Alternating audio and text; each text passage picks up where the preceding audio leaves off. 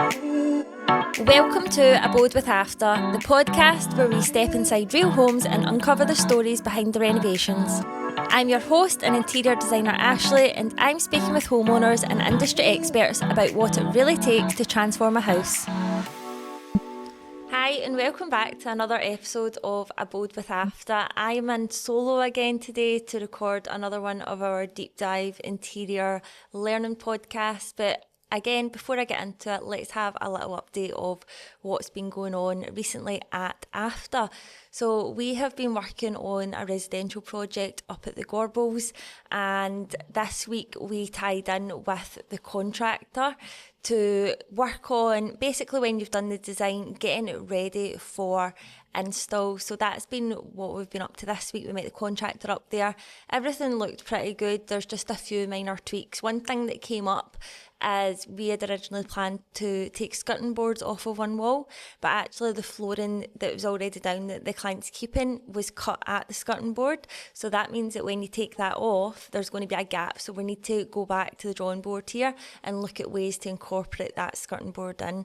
And it's such a minor detail, but I felt like we should share that because it's the little things that could be overlooked. And if you were to then go and rip that off down the line, we'll basically run into a problem. So that's what we've been up to this week. We've also been working on various other projects. We've got our clinic project still on the go, and we've been working on a self-build at Potting Cross area, which is what we're going to focus on today. And if you're doing a self-build, then this video is definitely for you. So quickly before we deep dive into that, we are now well underway with all our podcast episodes. So if you have been enjoying them, if you're watching this right now, please hit the like and subscribe button and let us know that you're enjoying the episodes so far. So let's get into it. You're a self-build homeowner. So what does that mean? That means that you are planning to build your own home. So this is maybe like a one-off design specifically for you. You have your own plot of land and you're going through the phases to make that a build. So you'll probably already have your architect on board, and then after that you would assume it's the builder. Maybe a structural engineer in there as well. But everybody forgets about the interior designer, and actually this is what causes massive problems down the line. And it comes back to our point that I can't stress enough, that is getting us in early. So let's look at a scenario where you've not got the interior designer involved. You've done the architect's work, you've had your plans done, they've been through planning permission, building warrant, all the paperwork side of things.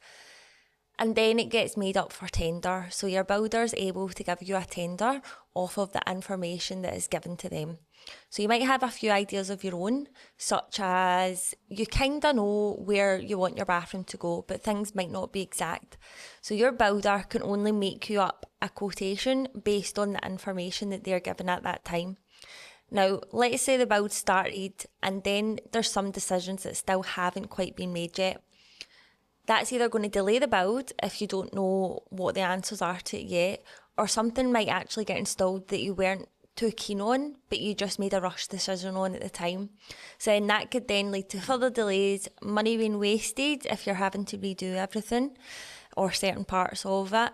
And then it just leads to miscommunication between yourself and the builder at the time.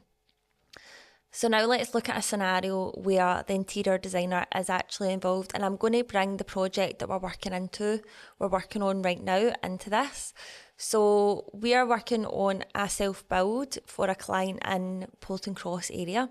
We've actually been brought into this project by the architect, which is really great because it means that we get to work alongside them and help make the decisions at this phase. So basically the drawing works have been done. It's went in for its building warrant. But we have been brought on board to help them make accurate choices to any internal decisions that are going to affect the job's cost once it goes to tender.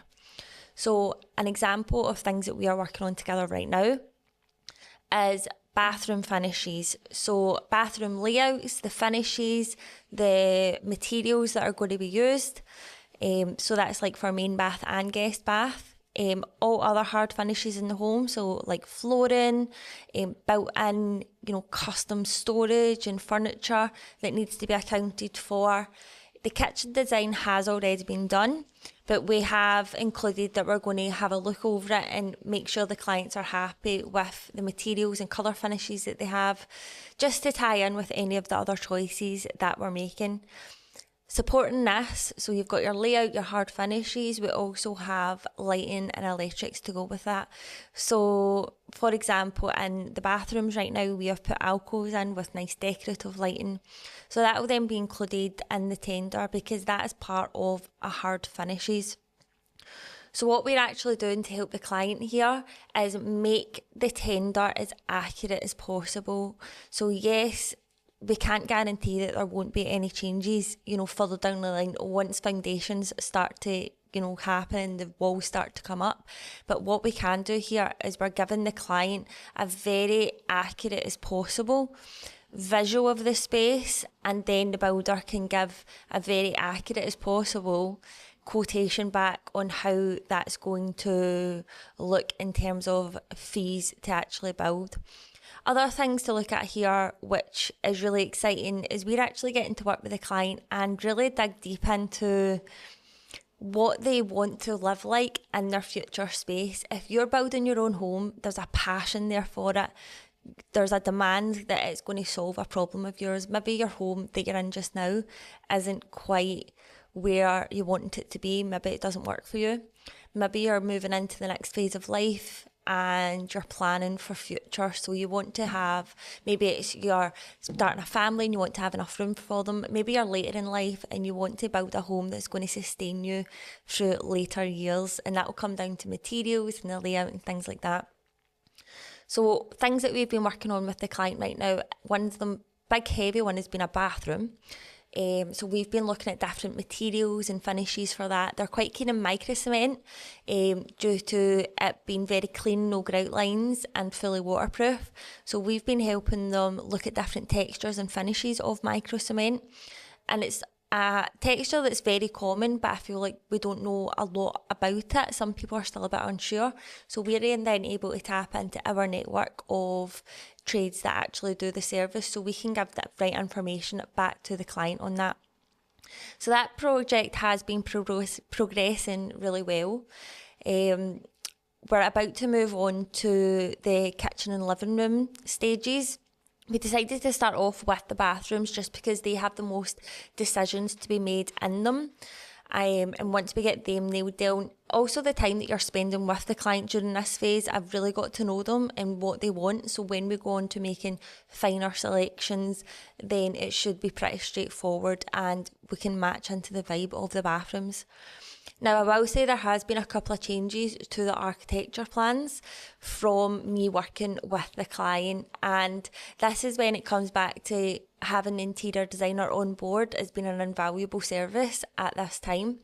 So a couple of changes that we have made have been very minor, but they've been more focused on how my client's going to live within the space and not just how it looks on the outside. And that's not to say that architects don't know what they're doing. Of course they do. The plans that they sent me had a general layout plan on them, but more times they are more specific to passing building regulations and building warrant in terms of making sure there's enough space, and not actually focused on how the client actually wants to move from space to space within their home. So a couple of changes that we have made, which are very minor, is in one of the bathrooms we decided to add in an extra window. This is to add light into the space. There is a window obviously in there already, but the window we have chosen is a floor to ceiling, very slim. I think it's only like 300mm wide. And as much as it's been used to bring light into the space, it's also been used to create symmetry within the space. So in front of the window is going to be a freestanding bath. Now, if you look at shapes here, a freestanding bath is horizontal. Then it's going to have the floor tap behind it, which is vertical. So having another vertical window behind that actually frames the bath and makes the space feel more balanced. It gives a bit of interest to the space as well and creates a natural backdrop with the light coming in. So that's one choice that we made, which is for visual purposes, also for practicality, but might have been overlooked and could have been can be avoided by having, a designer like myself in at this stage. The other decision we've made, which is again minor, but also leads to no mistakes down the line, is for the same bathroom, we've chose to move the door, the entrance door from the bedroom, so this is an ensuite, 200mm to the right.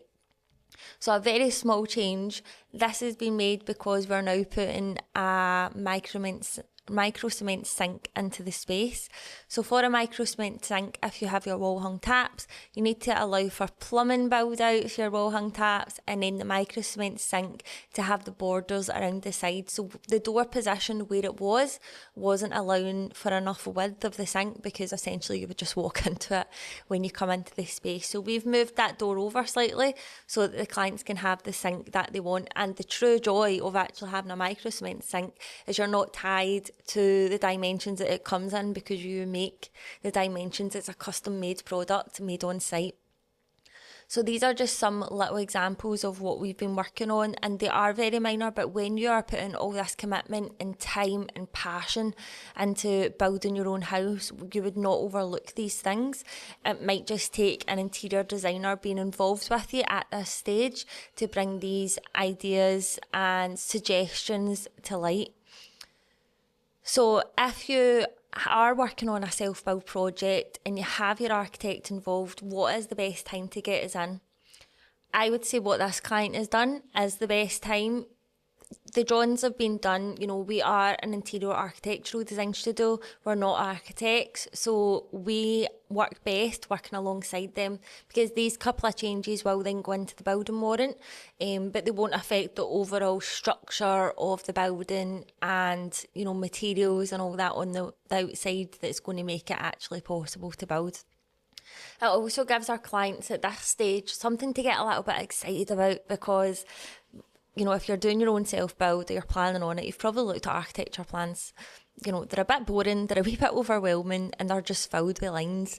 And unless you know how to read that properly, then you might not always know what's going on. So as part of, this package that we're working with the client right now, we've included the visuals for the bathrooms, and not quite 3D visuals for everywhere else, but we'll do like sketches on site and kind of give them a visual representation of what the space is going to look like. So obviously that keeps everybody on the same page, so I can give that back to the architect and they know what's happening. That's included in their design pack, so when it goes to the builder, they kind of know what's happening. But it just gives the client an actual vision of a room inside their future home, because right now it's obviously not built and they only have the architect's plans to go with, who do actually, architects will give you an exterior rendering and they probably will give you an interior rendering as well, but it's usually not exact to your taste and your style. It's usually just an overall to give you an idea of the space. And yes, you can fit, that L-shaped corner couch in there and your TV will probably go here. But we're working to the T when it comes to materials, alcove dimensions, where the lights are going to be in that alcove, what bulb, shade's going to be in there as well. So giving that back to the client, being able to see that they are very excited about what's to come in it, just makes doing this job and coming in at this phase of a build project really exciting. So I hope this episode has given you something to think about if you're designing your own home, if you are in that stage right now and there's these questions that you're not sure about.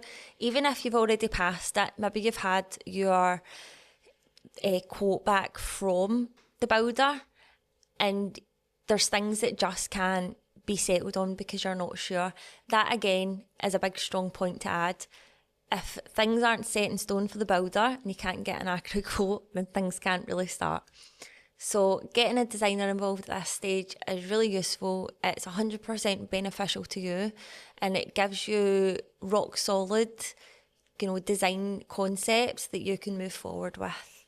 So if you're interested in working with a designer like myself, and you're planning your own self-build, maybe you just want to know more information about what it would be like to work with me and what we can offer you in terms of a service at this stage, then please get in touch. You can reach us through any streams such as our Instagram, which is at afta.interiors, or you can go directly to our website and fill out a contact form and we can be in touch with you and just have a chat about your needs. I know there's a lot going on for you at this stage in time, so it's our job to take some of that responsibility and decision making and overwhelms off your shoulders, and we'll come back to you and guide you through the process from an interior design perspective. I hope you've enjoyed this episode and we'll see you in the next one.